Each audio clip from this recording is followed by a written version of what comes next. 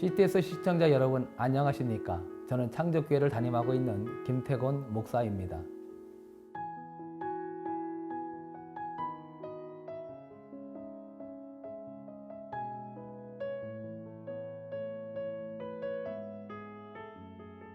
오늘 요나서는 정확하게 추적하시는 하나님을 보여주십니다. 요나의 문제점은 스스로 하나님의 낯을 피할 수 있다고 생각한 것입니다. 착각입니다. 요나는 생각하기를 니느웨 백성이 잃어버린 사람이요 구원받기에 무가치한 존재들이라고 생각하고 있었습니다. 그러나 실상은 잃어버린 첫 번째 사람은 요나 자신입니다. 하나님의 긍휼과 사랑을 받기에는 너무 패역하고 불순종한 사람이 요나입니다. 그러나 우리는 너무나 당연히 나는 구원의 영순이라고 생각합니다. 내가 바로 하나님이 찾기 위해 추적하시는 잃어버린 그 사람이라고는 전혀 생각하지 않습니다.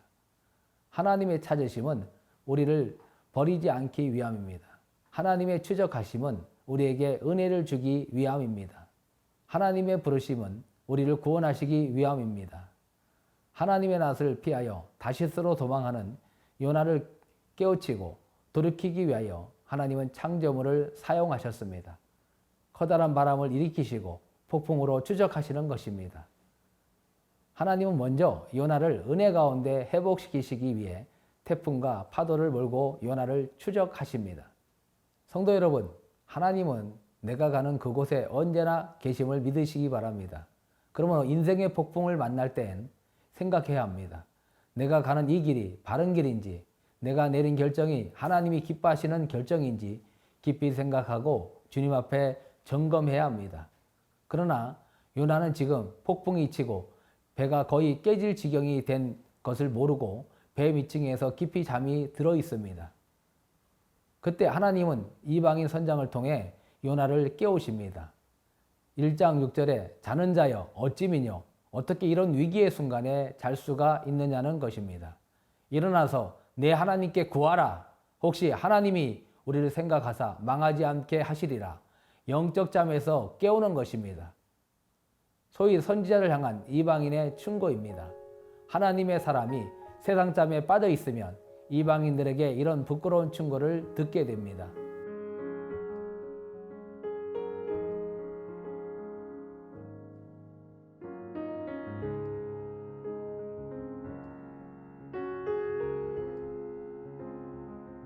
CTS 시청자 여러분, 오늘 본문을 4가지로 요약하면 이렇습니다.